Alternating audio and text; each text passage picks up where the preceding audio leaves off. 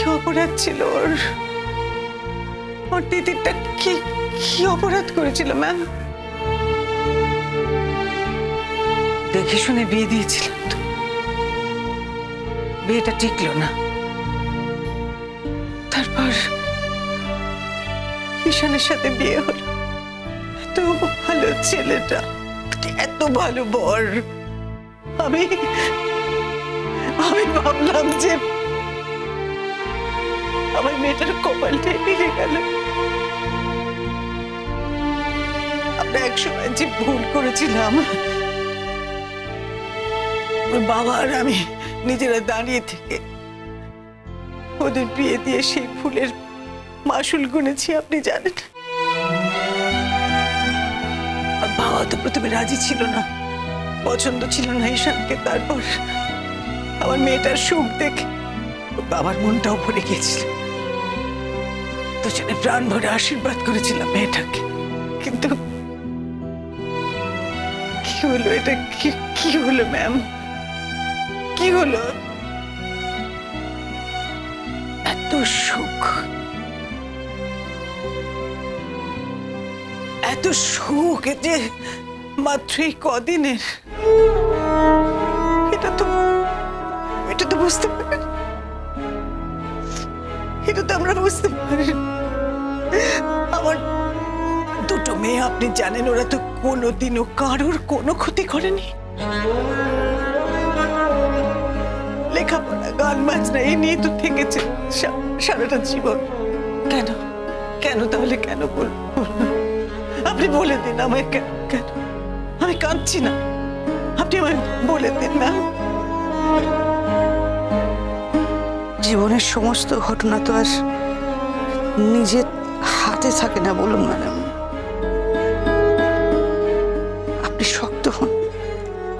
আপনি শক্ত না হলে দেখুন মেয়ে দুটো কিভাবে কাঁদছে। একটা দুর্ঘটনা ঘটে গেছে, দুর্ঘটনার উপর কারোর হাত থাকে না।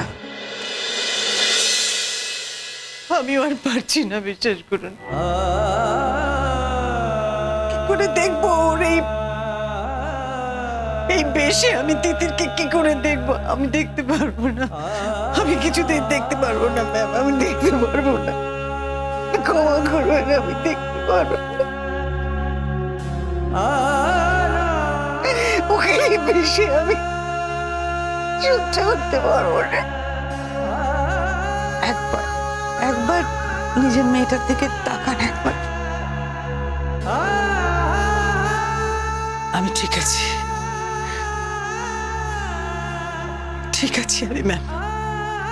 ম্যাম আপনি একটু ওদের কাছে যান না, আপনি গেলে ওরা সান্ত্বনা পাবে তো। একবার যান।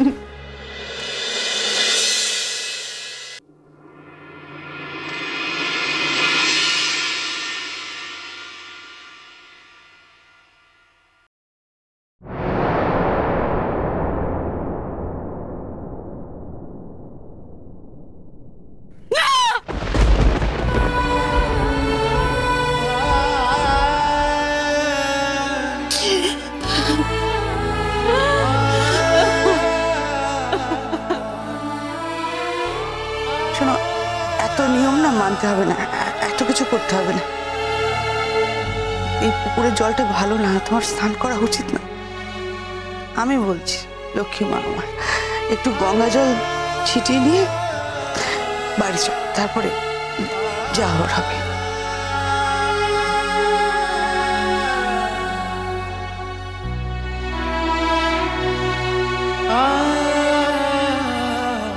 শুধু শুধু ওর গায়ে শাড়িটা জড়িয়ে দাও মোহর।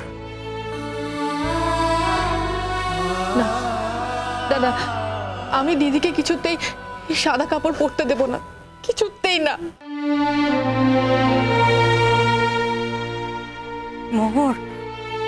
মোহর, আজকালকার দিনে এসব কেউ মানে না, আর আজকাল সাদা কাপড় পরেও না। তোমার দিদিকে সাদা কাপড় পরতে হবে না, শুধু আজকের দিনটা তিতির নিজে চেয়েছে যেন সব কিছু ঠিকঠাক ভাবে হয়। এই যা কিছু রিচুয়াল আছে আজকে করে নিক, কাল থেকে আর না। কাল থেকে কোনো রিচুয়াল করতে হবে না মোহর, কিচ্ছু করতে হবে না।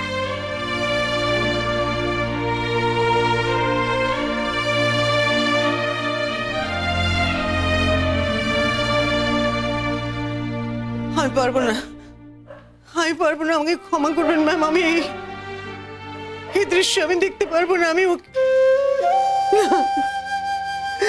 কিছুতে না।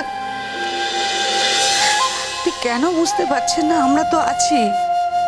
আমরা তিতিরকে এই ধরনের পোশাক পরতে দেব না। এই রং ওর জন্য নয়, আমরা পরতে দেব না। যে আমার জীবন থেকে সব রং নিয়ে চলে গেছে, সে আমাকে বিবর্ণ রংহীন দেখতে চেয়েছে, তারপরেও আমি আর কি করে রং পরবো মা? আর কি তা হয়? দিদি কখনো না। ঈশানদা যেখানেই থাকুক, ঈশানদা ঠিক তোকে দেখতে পাচ্ছে, তুই বুঝতে পারছিস না? আর ঈশানদা তোকে এইভাবে কখনো দেখতে চাইনি। ঈশানদা সবসময় চাইতো তুই যেন সেজে গুজে থাকিস। তিতির ঈশান তোমাকে ভালোবাসতো। যে যাকে ভালোবাসে তিতির, সে কি কখনো চায় যে তার ভালোবাসার মানুষটা কষ্টে থাকুক, জীবনটাকে কোনো রকমে কাটাক? সে কি চায় তিতির? তাই তুমি ভালো থাকলে জানবে ঈশানেরও আত্মার শান্তি হবে। তিতির, তুমি যা শোক পেয়েছো আমি জানি, তুমি সেটা কোনোদিন ভুলতে পারবে না। কিন্তু তার জন্য যে তোমাকে সাদা শাড়ি পরতে হবে, তোমাকে সন্ন্যাসিনীর মতন থাকতে হবে, তার কোনো মানে নেই তিতির। তাহলে তোমাকে যারা ভালোবাসে, দেখো না তোমার চারপাশে যারা আছে তারা কিন্তু একদম ভালো থাকবে না। তোমার মাকে দেখো, তোমার মা কিরকম ভাবে কান্নাকাটি করছে। তিতির মা, তোমাদের জীবনে আমার শিক্ষার একটু হলেও অবদান আছে। আমি জানি, সব বুঝতে পারছি, কিন্তু এই মতো অবস্থায় তোমরা যদি সবটা ভুলে গিয়ে এই সংস্কারগুলোকে আঁকড়ে ধরো, আমি কি করবো মা? ও কেন চলে গেল আমাকে ফেলে? ও কেন চলে গেল আমাকে ছেড়ে? আমার সব রং নিয়ে চলে গেল আমার জীবন থেকে। আমাকে তো এক এক করে চলে গেল। না দিদি, একদম না। তোকে তোকে তোকে সাদা শাড়ি পরে দেখতে একদম খারাপ লাগছে, একটু ভালো লাগছে না। আর তোকে আমি এই সাদা শাড়ি কিছুতেই পরতে দেব না, কোনোদিনও না। শুধু আজকের দিনটা ব্যাস, এটা যেন মনে থাকে, বুঝলি?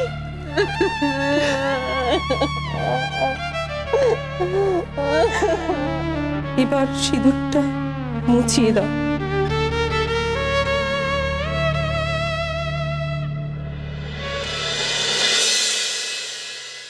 তোমার অসীমে প্রাণ মনলয়ে